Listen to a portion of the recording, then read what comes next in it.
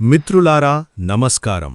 భూమికి అడుగున ఒక లోకం ఉందని, అక్కడ సూర్యుడు లేకుండానే వెలుగు ఉంటుందని, అక్కడి నివాసులు మానవరూపం ధరించగల మహాసర్పాలని, ఇది కేవలం పురాణ కథ కాదు, ఇది వేల సంవత్సరాల నాటి విశ్వాసం. ఇది నాగలోకం. నాగలోకం కేవలం ఒక కథ మాత్రమేనా, లేక నిజంగానే భూమికి అడుగున ఒక రహస్యమయ లోకం ఉందా? ఈ డాక్యుమెంటరీలో మనం తెలుసుకుందాం. శతాబ్దాలుగా గ్రంథాలలో, పురాణాలలో, సాధువుల తపస్సులో దాగి ఉన్న నాగలోక రహస్యాలను, శేషనాగుడు, తక్షకుడు, వాసుకి వంటి మహానాగదేవతలు పరిపాలించిన ఒక లోకం గురించి. నాగలోకంలో కాలచక్రం వేరుగా నడుస్తుందని చెబుతారు. అక్కడ మృత్యువుకు కూడా వేరే అర్థం ఉంది. వారణాసి, ప్రయాగ్రాజ్, కైలాసం వంటి పవిత్ర స్థలాలు దీని ప్రవేశ ద్వారాలని నమ్ముతారు. ఈరోజు ఈ రహస్యమయ ప్రయాణంలో మనం తెలుసుకుందాం, నాగలోకం ఎలా ఆరంభమైంది, తక్షకుడు మరియు అర్జునుడి శత్రుత్వం వెనుక రహస్యం ఏమిటి, నాగమణి శక్తి నిజమేనా, ఇప్పటివరకు ఎవరైనా నాగలోకం నుండి తిరిగి వచ్చారా, నాగలోకం నిజమైన ద్వారాలు ఎక్కడ ఉన్నాయి, మరి నాగలోకం కేవలం భూమిలో భాగమా లేక మరో డైమెన్షన్లో ఉందా? రహస్యాల లోతుల్లోకి ప్రయాణిద్దాం. నాగుల ఉత్పత్తి మరియు వంశావళి. సృష్టి ఆరంభంలో బ్రహ్మదేవుడు కశ్యప మహర్షిని సృష్టి కార్యం కొనసాగించమని ఆదేశించాడు. కశ్యపుడికి 13 భార్యలు ఉండేవారు. వారిలో ఒకరు కద్రువ, మరొకరు వినత.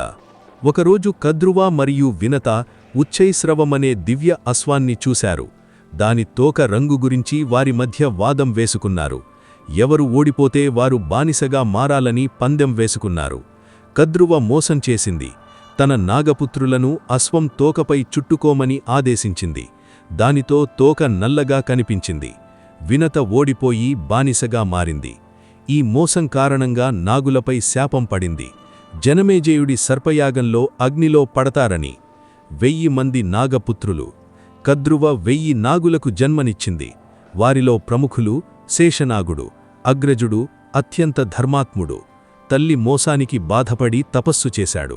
బ్రహ్మదేవుడు ప్రసన్నుడై భూమిని మోసే బాధ్యత అప్పగించాడు. విష్ణువుకు శయ్యగా మారి క్షీరసాగరంలో నివసిస్తున్నాడు. వాసుకి శివుడి కంఠాభరణంగా మారినవాడు. సముద్రమథనంలో తాడుగా ఉపయోగించబడ్డాడు. నాగలోకానికి రాజు. తక్షకుడు అగ్ని సమానమైన విషం కలిగినవాడు. కోపిష్టి, ప్రతీకార స్వభావం కలవాడు. కురువంశంతో వైరం పెట్టుకున్నాడు. కర్కోటకుడు నళమహారాజుకు సహాయం చేసినవాడు. అతని కాటు వల్ల నళడు రూపం మారింది, కాని చివరకు అది మేలు చేసింది. ఐరావతం తెల్లని నాగుడు. దేవేంద్రుని వాహనమైన ఏనుగు ఐరావతానికి సంబంధం ఉంది. పద్మనాభుడు, మహాపద్ముడు, శంఖుడు, కులికుడు ఇతర ప్రసిద్ధ నాగులు. నాగలోక భౌగోళిక స్వరూపం. పాతాళలోకాలు 7 స్తరాలు. పురాణాల ప్రకారం భూమికి అడుగున 7 లోకాలు ఉన్నాయి. ప్రతి లోకం 10,000 యోజనాల లోతులో ఉంటుంది. అతలం బల అసురుడు పాలించే లోకం, మాయాశక్తులకు నిలయం. వితలం హాటకేశ్వరుడు అనే శివరూపం ఉండే ప్రదేశం, స్వర్ణ నదులు ప్రవహిస్తాయి. సుతలం బలిచక్రవర్తి పాలించే లోకం, వామనుడిచ్చిన వరంతో ఇక్కడ నివసిస్తున్నాడు. తలాతలం మయుడు అనే దానవ శిల్పి నివాసం, అద్భుత నిర్మాణాలకు ప్రసిద్ధి. మహాతలం కద్రువ సంతనమైన బహుశీర్ష నాగుల నివాసం. రసాతలం దైత్యులు, దానవులు నివసించే ప్రదేశం. నివాతక కవచులు ఇక్కడే ఉంటారు. పాతాళం వాసుకి పాలించే నాగలోకం. భోగవతీ నగరం ఇక్కడే ఉంది. భోగవతీ నగరం నాగలోక రాజధాని. మహాభారతంలో భోగవతీ నగరం వర్ణన అద్భుతంగా ఉంది. రత్నాలతో నిర్మించిన ప్రాసాదాలు, వజ్రాలు పొదిగిన స్తంభాలు, పగడాల వీధులు, స్వర్ణ సభలు, నాగమణుల కాంతితో వెలిగే మార్గాలు. అక్కడ సూర్యుడు, చంద్రుడూ లేరు, కాని చీకటి అనేది లేదు. నాగుల పడగలపై మణులు, రత్నాల గోడలు అన్నీ స్వయంగా వెలుగును ప్రసరిస్తాయి. నాగలోకంలో వాతావరణం. అక్కడ వేడి లేదు, చలి లేదు. ఎప్పుడూ సమశీతోష్ణ వాతావరణం ఉంటుంది. అమృత సమానమైన జలాలు ప్రవహిస్తాయి. కల్పవృక్షాలు ఉంటాయి. కోరిన ఫలాలు ఇస్తాయి. భాగవత పురాణంలో ఒక శ్లోకం ఉంది, నాగలోకంలో దుఃఖం, రోగం, వృద్ధాప్యం అనేవి లేవని. అక్కడ నివసించేవారు ఎప్పుడూ యవ్వనంతో, ఆనందంతో ఉంటారని. నాగలోకంలో కాలం మరియు మృత్యువు. నాగలోకంలో కాలం మన లోకంలాగా నడవదు.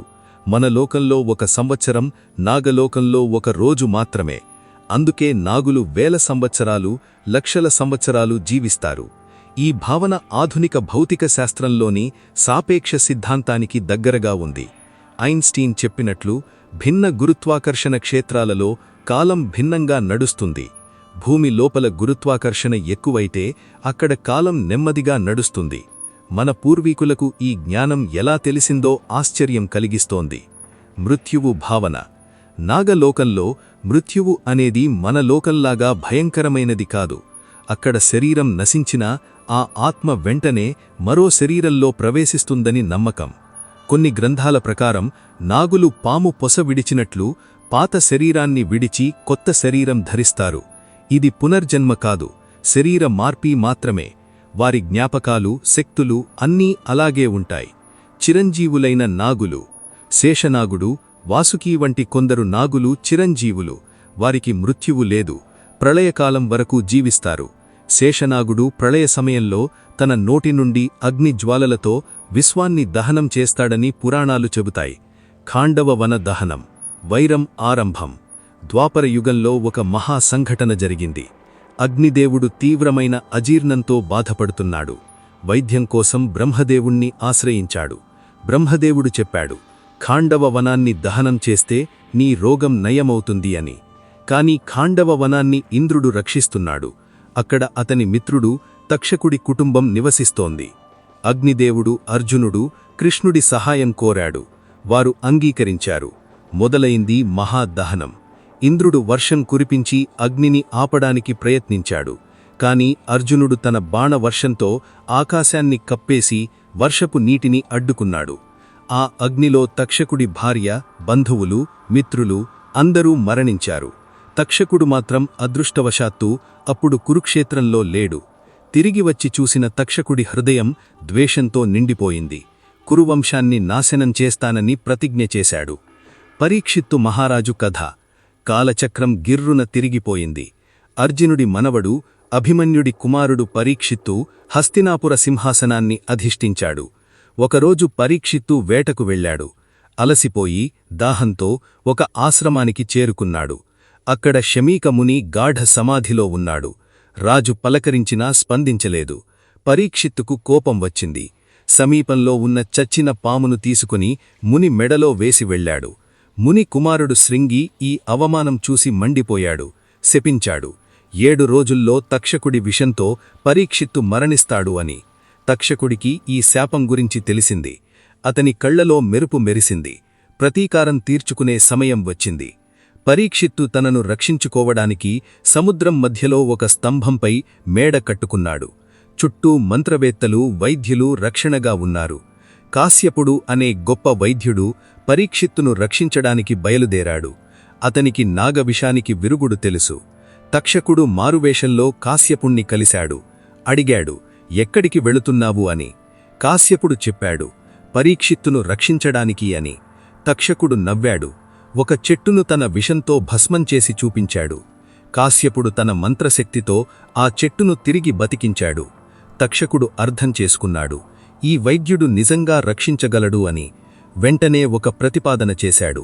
పరీక్షిత్తు ఇవ్వబోయే ధనం కంటే రెట్టింపు ఇస్తాను, వెనక్కి వెళ్ళిపో అని. కాశ్యపుడు ఆలోచించాడు. ధనం తీసుకుని వెనక్కి వెళ్ళిపోయాడు. 7వ రోజు వచ్చింది.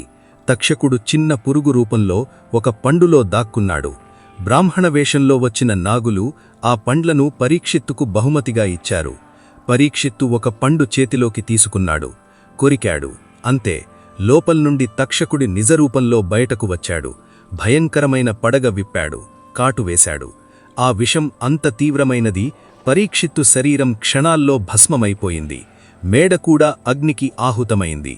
తక్షకుడు ఆకాశంలోకి ఎగిరి నాగలోకానికి వెళ్ళిపోయాడు. అతని ప్రతీకారం పూర్తయింది. జనమేజయుడి సర్పయాగం. పరీక్షిత్తు కుమారుడు జనమేజయుడు తండ్రి మరణవార్త విని కుప్పకూలిపోయాడు. దుఃఖం ద్వేషంగా మారింది. నాగజాతిని సమూలంగా నాశనం చెయ్యాలని నిర్ణయించుకున్నాడు. మహా ఋత్వికులను పిలిపించాడు. సర్పయాగం ప్రారంభించాడు. ఈ యాగంలో మంత్రశక్తి వల్ల అన్ని నాగులు లాగబడి అగ్నికుండంలో పడతాయి. యాగం మొదలైంది. ఆకాశం నుండి నాగులు లాగబడ్డాయి. వేల కొద్దీ, లక్షల కొద్దీ నాగులు అగ్నిలోపడి భస్మమయ్యాయి. నాగలోకంలో హాహాకారాలు చెలరేగాయి. తక్షకుడు భయపడి ఇంద్రుడి ఆశ్రయం పొందాడు. ఇంద్రుడి సింహాసనానికి చుట్టుకొని కూర్చున్నాడు. కాని మంత్రశక్తి అంత గొప్పది. ఇంద్రుడితో సహా తక్షకుడు కూడా లాగబడసాగాడు. సరిగ్గా ఆ క్షణంలో ఆస్తికముని అక్కడికి వచ్చాడు. అతను వాసుకి సోదరి జరత్కారువు కుమారుడు, అంటే నాగులకు మేనల్లుడు. ఆస్తికుడు తన వాక్చాతుర్యంతో జనమేజయుణ్ణి మెప్పించాడు. ఒక వరం కోరాడు, యాగం ఆపమని.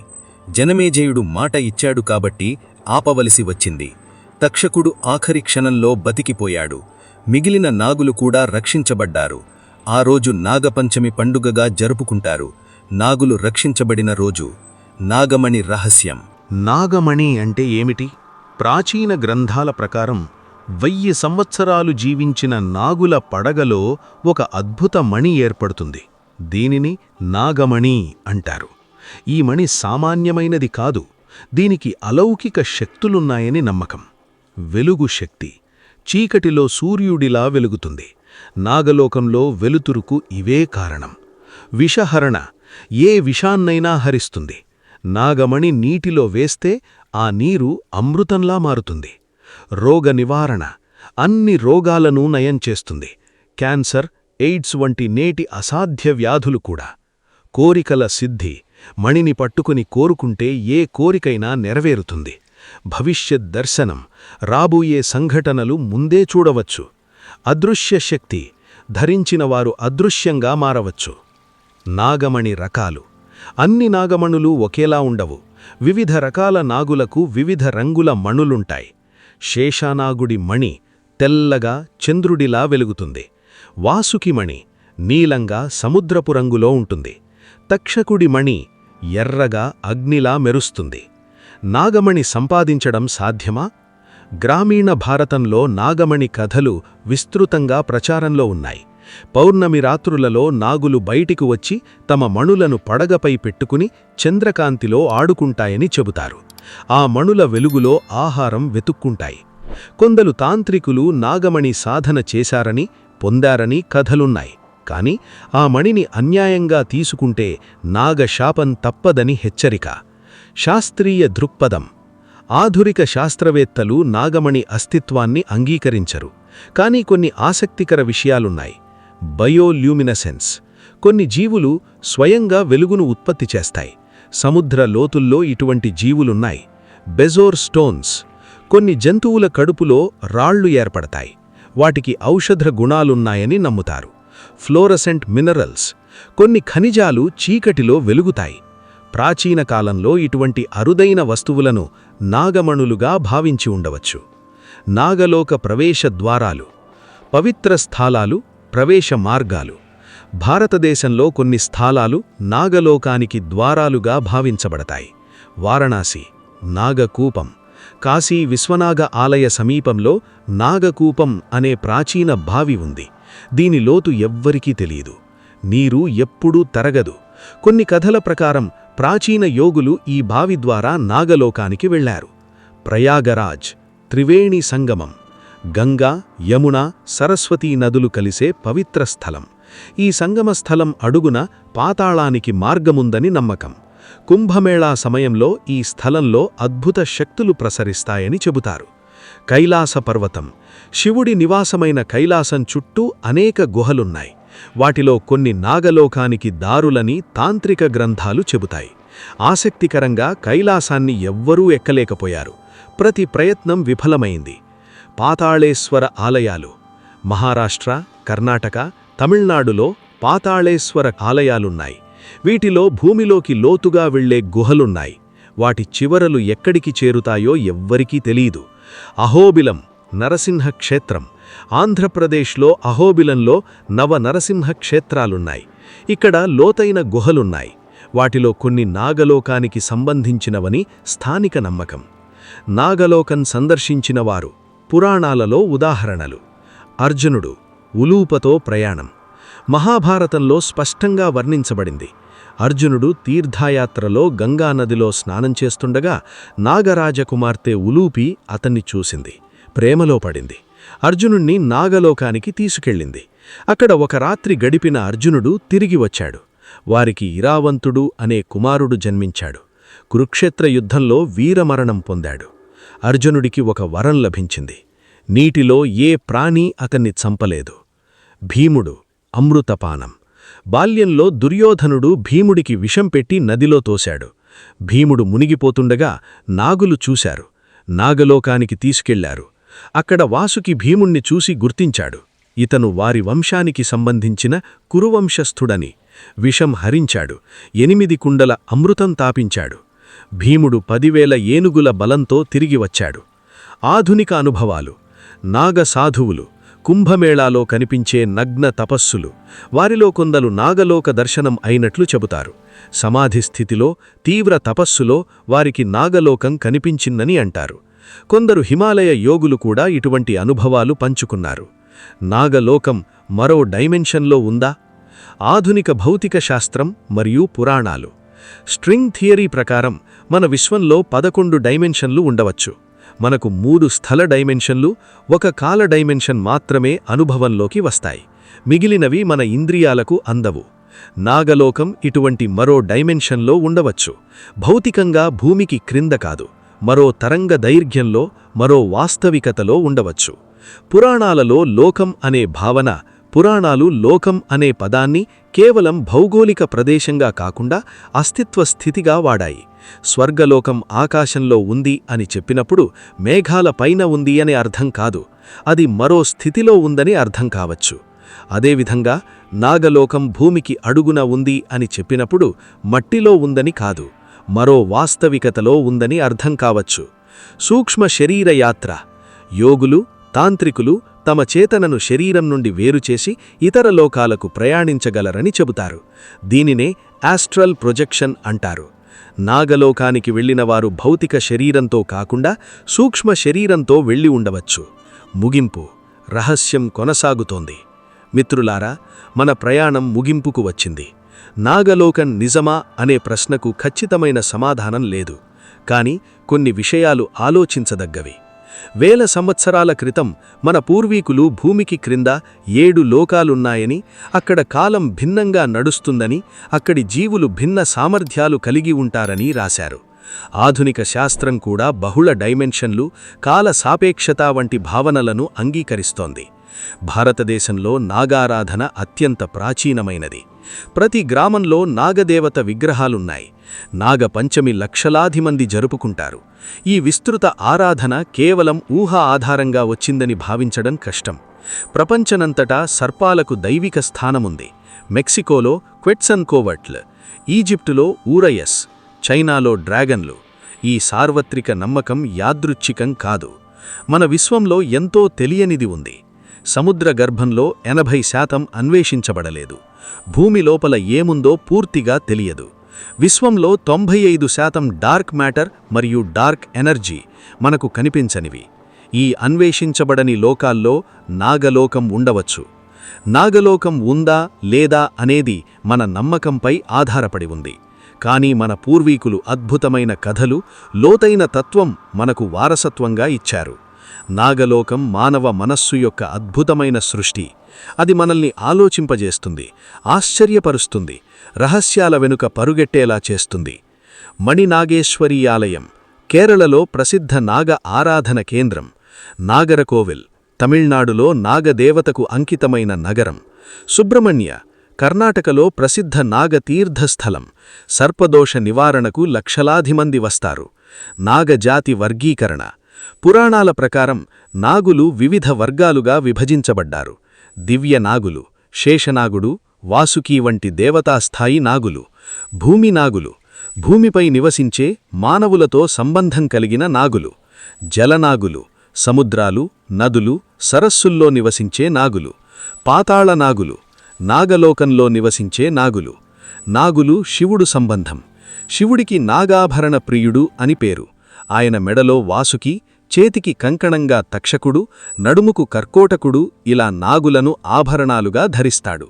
ఇది నాగులపై శివుడి ఆధిపత్యాన్ని సూచిస్తుంది. శివుడు నాగులకు రక్షకుడు, వారు ఆయనకి భక్తులు. నాగులు విష్ణువు సంబంధం. విష్ణువు శేషనాగుడిపై శయనిస్తాడు. శేషుడు తన 1000 పడగలతో విష్ణువుకు ఛత్రంగా ఉంటాడు. క్షీరసాగరంలో ఈ దృశ్యం అత్యంత పవిత్రమైనది.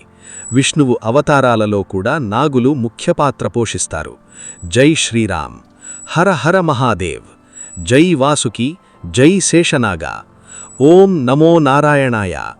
నా భక్తుల్లారా, వీడియో నచ్చితే ఒక లైక్ ఇవ్వండి. అది మాకు చాలా ప్రోత్సాహకరంగా ఉంటుంది. మీ అభిప్రాయాన్ని కమెంట్లలో తప్పకుండా చెప్పండి. మరిన్ని కథలు వినడానికి మన ఛానల్ను సబ్స్క్రైబ్ చేస్తే మీరు వాటిని మిస్ అవ్వరు. చూసినందుకు అందరికీ నా హృదయపూర్వక ధన్యవాదాలు.